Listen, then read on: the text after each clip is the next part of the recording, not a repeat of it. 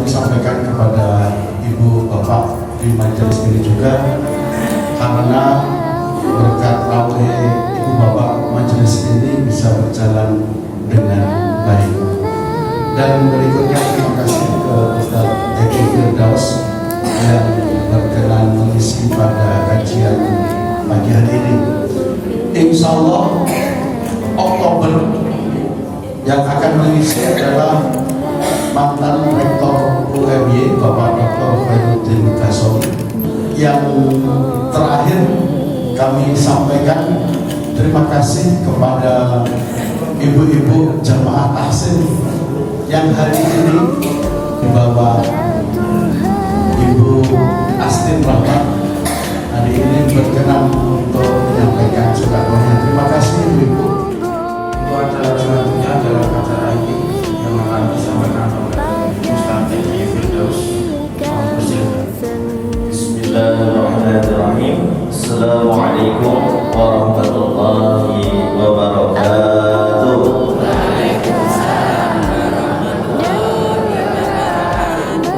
Innal hamdalillah nahmaduhu wa nasta'inuhu wa nastaghfiruh wa na'udzu billahi min shururi anfusina wa min sayyiati a'malina. May yahdihillahu fala mudilla lahu wa may yudlil fala hadiya lahu. Asyhadu an la ilaha illallah wahdahu la syarika lahu wa asyhadu anna Muhammadan abduhu wa rasuluh. Ya ayyuhalladzina amanu taqullaha haqqa tuqatih wa la tamutunna illa wa antum muslimun. Sebelumnya saya mau tanya dulu, apa kabar semuanya? Sehat, Pak Bu? Alhamdulillah. Semoga Allah memberikan barokah kepada kita semua. Alhamdulillah, masya Allah, tabarakallah. Hari ini kami akan menyampaikan tema yang menarik. Nanti kita dua arah kita mungkin. Temanya adalah bergandengan ke surga.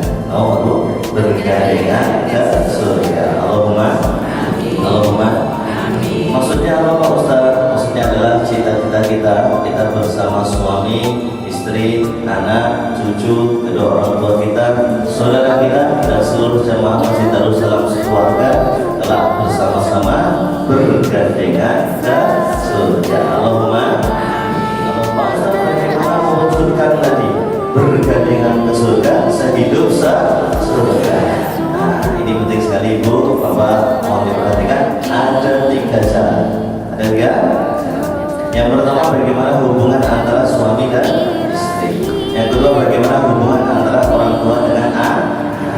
Yang ketiga, bagaimana hubungan kita dengan kedua orang tua kita. Alhamdulillah. Yang pertama apa tadi?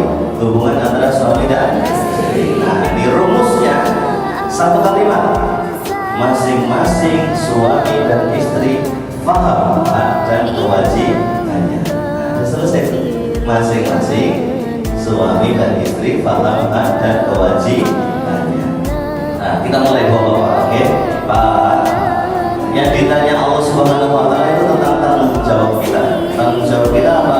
Ar-rijalu qawwamun 'ala nisa. Dalam tafsir disebutkan, saya singkat, dirumuskan jadi 4M. Oh Pak, 4M. M pertama melindungi, oh Pak Bu. M kedua mengayomi, oh Pak. M ketiga menafkahi, oh Pak Bu. M keempat mendidik, oh Pak Bu. M pertama tadi apa? Melindungi. Nah, dicatat lagi, nanti sampaikan suaminya, gitu Pak. Melindungi maksudnya gimana Pak Ustaz? Allah Subhanahu Wa Taala berfirman, ya ayyuhalladzina amanu qu anfusakum wa ahlikum nara. Wahai orang-orang yang beriman, jagalah dirimu dan keluargamu dari siksa api neraka. Alhamdulillah.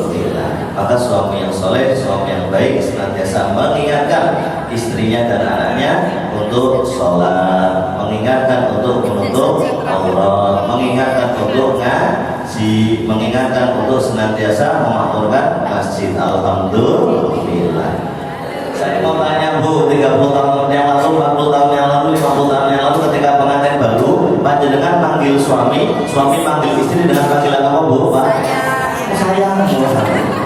Bagus Pak Andi, nanti dicatat ya. Panggilan kotor untuk istrinya sayang. Baik jamaah. Nah, Allah ini sunnah Rasul, panggilan istri dengan penuh kasih sayang Pak. Insya Allah nanti moodnya akan baik dari pagi, siang, sore, malam akan ceria terus. Alhamdulillah. Nah, ini rumusnya Pak Bu. Nabi Muhammad SAW bersabda, wanita tercipta dari tulang rusuk. Kalau engkau terlalu keras, maka ia akan patah. Tapi kalau engkau diamkan, ia akan bengkok. Ini rumusnya. Jadi mendidik istri dan anak perempuan harus dengan lemah lembut. Alhamdulillah. Mulai dari cara manggilnya Pak. Insya Allah ini rumus dipakai, silahkan dengan nanti amalkan. Baik ya. Yang ketiga adalah menafkahi. Tahu Pak Bu?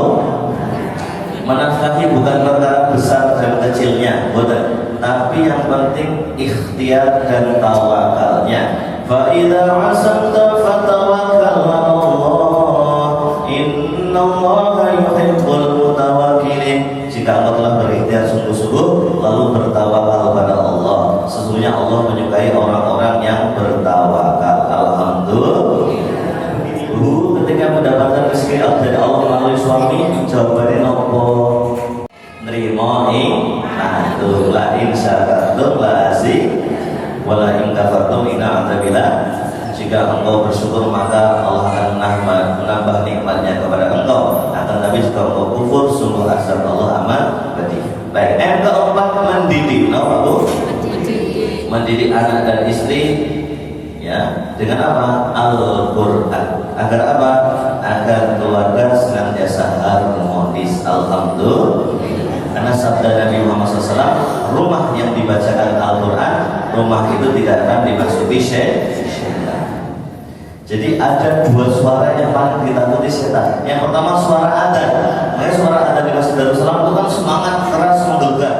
Maka kalau Pak Bu ketika ada kita lagi nonton TV di mana, lagi main HP, berhenti. Gini apa gini? Betul atau betul? Karena setan lagi cari tempat itu yang tidak kedengaran. Yang kedua suara yang paling ditakuti setan adalah Al-Quran. Semoga rumah kita senantiasa dijaga Allah penuh dengan Al-Quran. Allahumma. Baik. Sekarang saya mau tanya Ibu, syarat masuk surganya laki-laki dengan wanita lebih banyak mana? Betul Bu, lebih banyak laki-laki tadi melindungi, mengayomi, menafkahi, mendidik, diminta untuk mengurusi masyarakat, Pak RT, Pak Dukuh, Pak Kabir, Pak Lurah, Pak Camat, Pak Bupati, bapak-bapak semuanya. Kemudian apa lagi? Pinter. Kemudian dakwah amar ma'ruf nahi mungkar, bahkan jihad fisabilillah itu lagi. Sedangkan syarat masuk surganya wanita lebih sedikit. Tapi mohon maaf, Nabi kita Nabi Muhammad SAW menyampaikan di neraka itu lebih banyak laki-laki atau wanita? Astagfirullah. Tapi insya Allah bukan wanita yang di sini. Wanita yang di sini termasuk istri kita, anak perempuan kita, ibu kita semuanya ahli surga. Allahumma. Allahumma. Itu ketika hadis itu disampaikan Nabi Muhammad SAW, sahabat Rasul juga kaget. Kopi.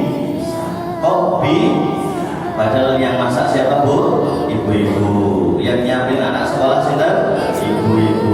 Yang nyiapin suami kerja siapa? Ibu-ibu. Yang pengajian banyak ibu-ibu nopo bapak? Ibu-ibu. Lagi. Soalnya apa segini? Kopi. Nabi Muhammad SAW menyampaikan kebanyakan wanita masuk neraka bukan karena kufur pada Allah, tapi kufur terhadap suami. Maksudnya apa? Kufur terhadap nikmat Allah yang diberikan melalui suami. Setiap orang ada rezekinya masing-masing. Semuanya itu hanya sinawang. Gitu mungkin. Lumpur tetangga lebih. Baik sama. Nah, ibu-ibu saat masuk surganya hanya 5. Hanya berapa Bu? Yang pertama taat pada Allah dan Rasul. Apa Bu? Ya ayyuhalladzina amanu atiiullaha wa atiiur rasul. Wahai orang-orang yang beriman, taatlah pada Allah dan taatlah pada Rasul. Ya, artinya apa? Ketika Allah Subhanahu wa taala berfirman dan Nabi Muhammad SAW bersabda, kita sami'na wa ata'na. Kami dengar dan kami taat. Allah perintah sholat, siap laksanakan sholat. Allah perintah puasa, siap laksanakan puasa. perintah berbuat baik, Allah perintah menyantuni anak yatim, Allah perintah sedekah, Allah perintah apapun siap laksanakan. Alhamdulillah. Dan itu adem ayat tentang alhamdulillah. Qul inna sholati, lanjutkan, wa nusuki wa mahyaya wa mamati lillahi rabbil. Katakanlah sesungguhnya sholatku, ibadahku, hidupku dan matiku hanya untuk Allah, Rabb semesta. Alhamdulillah. Itu yang pertama. Yang kedua, syarat masuk surganya wanita, ini hadisnya Sahih dan Bukhari dan Muslim ya. Sahih hadisnya. Taat pada suami, kamu bu. Ketika istri soleha taat pada suami, ya niatkan untuk menjadi pahala di sisi Allah Subhanahu Wa Taala. Alhamdulillah. Maka ketika suami mengatakan aku ridho padamu, maka ibu silakan masuk surga dari pintu mana saja. Allahumma, Allahumma. Karena kita jujur dari hati yang paling dalam. Kita semua tahu sholat adalah tiap. Amal pertama yang dihisab adalah sholat. Kalau sholatnya baik, insya Allah semuanya baik. Wasta'inu bisabri wassalah. Mohonlah pertolongan Allah dengan sabar dan sholat. Maka kita watawassaw bil haqq wa watawassaw bis, saling nasihat-nasihati dalam kebenaran, saling nasihat-nasihati dalam kesabaran. Suami, istri, anak, cucu semuanya saling nasihat-nasihati dalam kebaikan, kebenaran dan kesabaran. Alhamdulillah. Yang keempat, puasa Ramadan. Ya, insya Allah kita semua sudah mengamalkannya. Semoga istiqomah sampai ke surga. Allahumma, Allahumma. Sebenarnya yang berat itu istiqomah, betul atau betul? Maka pesan Nabi Muhammad SAW adalah amantu billah sumastaqim. Hadis Sahih dan Muslim. Berimanlah kepada Allah, kemudian istiqomah. Istiqomah itu memang ringan diucapkan tapi berat dilaksanakan. Gitu begitu. Betul atau betul? Istiqomah itu berat, yang ringan itu istirahat. Istirahat ringan, bobok enak banget.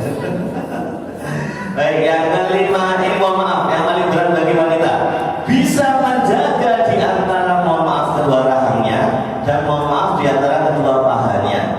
Artinya bisa menjaga mulut dan kemaluan. Sebenarnya yang paling berat bagi ibu adalah menjaga apa? Mohon maaf ibu. Nah, bismillah ya. Kita diamanahkan oleh Nabi Muhammad SAW berkata baik atau diam. Jangan sampai kita mengucapkan riba, fitnah atau namimah, adu domba. Astagfirullahaladzim. Ketiga, bagaimana hubungan kita dengan dua orang tua kita. Mas Royan dan Mas Daud silahkan maju ke depan ceramah tentang birrul walidain, berbakti pada kedua orang tua. Profesor boleh bangga dengan ilmunya. Presiden boleh bangga dengan jabatannya. Amerika boleh bangga dengan kemajuan negaranya. Umat Islam harus bangga akan salamnya. Assalamualaikum warahmatullahi wabarakatuh.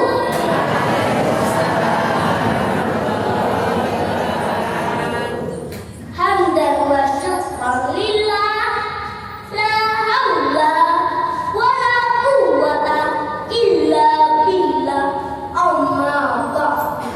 Alhamdulillah atas nikmat yang berlimpah, kita bisa berkumpul di tempat yang begitu indah. Bapak, Ibu, dan teman-temanku yang berbusana, muslim dan muslimah, alhamdulillah. Selanjutnya, sholawat berbingkai salam berbuah syafaat, semoga terlimpahkan kepada junjungan umat, juru selamat, putra Abdullah, buah hati Aminah, Habibullah, kekasih Allah, seorang tokoh yang tidak pernah menyokong, seorang pelopor yang tidak pernah berbicara kotor. Siapa dia teman-teman? Ada yang tahu? Dia adalah Nabi besar Muhammad Sallallahu Alaihi Wasallam. Pada kesempatan ini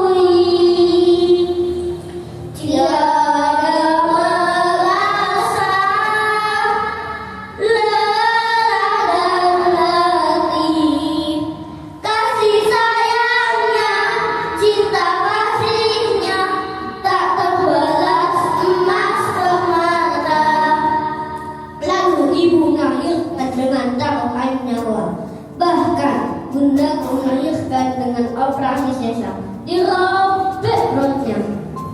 Apakah jamaah yang hadir di sini berani dirobek perutnya? Teman-temanku, apakah berani dirobek perutnya? Tetapi bundaku rela dirobek perutnya demi melahirkan. Setelah itu, ibu memberikan asinya agar kita tumbuh menjadi anak yang sehat. Demikian pengorbanan seorang ayah. Ayah yang berperan sebagai pemimpin rumah tangga, bekerja tanpa kenal lelah, berangkat pagi, pulang petang, berjuang memeras keringat untuk mencukupi kebutuhan hidup keluarga. Di samping mencukupi kebutuhan hidup keluarga, ayah juga menyekolahkan kita dengan biaya yang tidak sedikit agar kita tumbuh menjadi generasi penerus bangsa. Teman-teman, lalu bagaimana cara berbakti kepada orang tua? Yang pertama, kita harus membanggakan hatinya. Yang kedua, kita harus meringankan pekerjaannya. Yang ketiga, bersikap sopan dan lemah lembut. Yang keempat, mendoakannya. Teman-teman, mari kita angkat kedua tangan kita untuk berdoa kepada Allah. Allahumma firli waliwalidayya warhamhuma kama rabbayani shaghira. Ya Allah, ampunilah dosaku, dosa kedua orang tuaku. Sayangilah mereka seperti mereka menyayangiku sejak kecil.